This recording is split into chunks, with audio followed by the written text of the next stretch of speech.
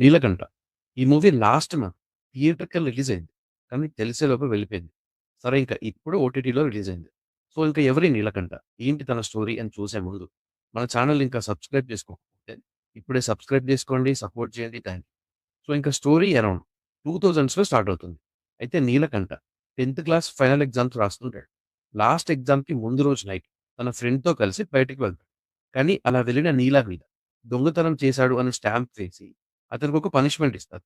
అదేంటి అంటే 30 ఇయర్స్ వరకు ఊరొదిలి వెళ్ళొద్దు అని. ఇంతకుముందు దండోరా వేసి అనౌన్స్ చేసేవాళ్ళు కదా విలేజెస్‌లో. సేమ్ అలా. సో, అలా నీల లైఫ్ ఎలా చేంజ్ అయింది? ఇంకా అప్పటి నుంచి స్టోరీ ప్రెజెంట్‌లో ఓపెన్ అవుతుంది. అయితే ఇప్పుడు నీల సిట్యుయేషన్ ఏంటి? ఊర్లో నీలని ఇంకా దొంగలాగానే చూస్తున్నారు. ఈ 30 ఇయర్స్ కండిషన్ ఏదైతే ఉందో అది కంప్లీట్ అయిందా? అసలు ఈ ప్రాబ్లమ్ వెనుకున్నది ఎవరు? ఇలా మిగతా స్టోరీ ఉంటుంది. విలేజ్ బ్యాక్‌డ్రాప్‌లో జరిగే కథ ఇది. అయితే కొన్ని మూవీస్‌లో చైల్డ్ ఆర్టిస్ట్‌గా చేసిన మాస్టర్ మహేంద్ర ఈ మూవీలో లీడ్ యాక్టర్ రోల్ ప్లే చేశారు.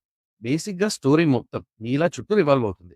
యాక్చువల్లీ పాయింట్ చాలా సింపుల్ అండ్ క్లియర్‌గా ఉంది. కాకపోతే రైటర్ ఈ సబ్జెక్ట్‌ని చాలా మూవీస్ నుంచి ఇన్‌స్పైర్ అయ్యి రాసారా అనే ఫీలింగ్ వచ్చింది చూస్తున్నప్పుడు. బికాజ్ చాలా వరకు సీన్స్ కానీ, సీక్వెన్సెస్ కానీ ఆల్రెడీ ఇలాంటివి చూసాం కదా అనిపిస్తాయి. ఇలా కొన్ని మెయిన్ ఎలిమెంట్స్ అయితే మొత్తమే ప్రెడిక్టబుల్‌గా ఉన్నాయి. యాక్చువల్‌గా స్టోరీ జరిగే టైం 2000s. కానీ యాక్చువల్లీ ఇలాంటి స్టోరీస్‌తో 2000స్‌లోనే మూవీస్ కూడా వచ్చాయి. సినిమాటోగ్రఫీ కూడా కొంచెం అలానే ఉంది. Director cum writer Rakesh Madhavan ఎందుకో బాగా కన్‌ఫ్యూజ్ అయ్యారా అనిపించింది. చిన్న ఎగ్జాంపుల్ ఏంటంటే ఒక సీన్ ఉంటుంది మూవీలో. నీలా లైఫ్‌లో సీత లేదు అని హీరో తనే ఒక విషయాన్ని కంక్లూడ్ చేస్తాడు. నెక్స్ట్ సీన్‌లో నీలా సీతను ఎత్తుకుంటూ వెళ్తాడు. ఇలా చాలా సీన్స్ ఉన్నాయి. ఇంకోటి ఏమనిపించిందంటే మెయిన్ ప్లాట్ ఏంటి అనే క్లారిటీ లేదు వీళ్ళకి.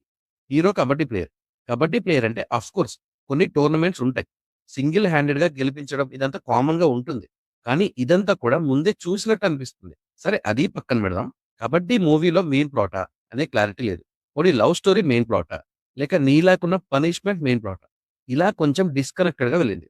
హాఫ్ బేక్డ్ లాగా అనిపించింది. హీరో ఒకరిని సస్పెక్ట్ చేస్తాడు. దాని వెనక రీజన్ సరిగ్గా చెప్పాలి గదా! చెప్పలేదు. అసలు సినిమా స్టార్టింగ్‌లో నీలా అండ్ తన ఫ్రెండ్ ఎందుకు బయటకు వెళ్లారు? ఇది కూడా క్లారిటీ లేదు.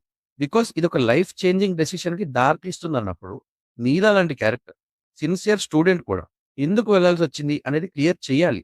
అప్పుడే మీరేం చెప్పాలి అనుకుంటున్నారో అది ప్యూర్‌గా రీచ్ అవుతుంది. ఇందులో మళ్ళీ సాంగ్స్ ఉంటాయి. అమ్మో! అవి ఇంకా కష్టమైపోయింది. ఏం లేదు కొంచెం చూసుకొని తీస్తే కెరియర్స్ మీద ఎఫెక్ట్ ఉండకుండా ఉంటుంది అని అంతే. రీసెంట్ టైమ్స్‌లో మాస్టర్ మహేంద్రన్‌కి చాలానే ఛాన్సెస్ వస్తున్నాయి. కానీ చేసుకునేటప్పుడు బెటర్ సబ్జెక్ట్స్ చూజ్ చేసుకుంటే ఇంకా బావుంటుంది. హీరోయిన్ ఎస్నాకి అంత స్కోప్ ఏం లేదు. చాలా తక్కువ రన్ టైమ్ ఉంటుంది ఈ మూవీలో. ఇంకొంత కాస్టింగ్ కూడా ఉంది. వాళ్ళు కూడా నాట్ సో ఇంపాక్ట్‌ఫుల్. ఇంకా టెక్నికాలిటీస్ విషయానికొస్తే మ్యూజిక్ అంత ఎఫెక్టివ్‌గా ఏం లేదు. ఇలాంటి రూరల్ డ్రామా ఫిల్మ్స్‌లో మ్యూజిక్ చాలా ఇంపార్టెంట్ రోల్ ప్లే చేస్తది. ఇంట్రెస్ట్‌ని, ఇంటెన్సిటీని బిల్డ్ చేయడంలో మ్యూజిక్ చాలా హెల్ప్ చేయొచ్చు. బట్ ఇక్కడ అలా ఏం జరగలేదు. సినిమాటోగ్రఫీ కూడా అంత హ్యాపెనింగ్‌గా ఏం లేదు. ప్రొడక్షన్ వాల్యూస్ కూడా యావరేజ్‌గా ఉన్నాయి. Writer, director Rakesh was not so impressive. రైటింగ్‌లో చాలా ఫాల్ట్స్ ఉన్నాయి. సో, ఇంక మూవీ ఎలా ఉందంటే నాకు పెద్దగా ఎక్కలేదు. చాలా రెగ్యులర్‌గా, ప్రెడిక్టబుల్‌గా అనిపించింది. మూవీ సన్ నెక్స్ట్‌లో తెలుగులో స్ట్రీమ్ అవుతుంది. సో, మీరు మూవీ చూస్తే మీకెలా అనిపించిందో నా కామెంట్స్‌లో మెన్షన్ చేయండి. నా రివ్యూ నచ్చితే సబ్స్క్రైబ్ చేసుకోండి. Thank you for watching.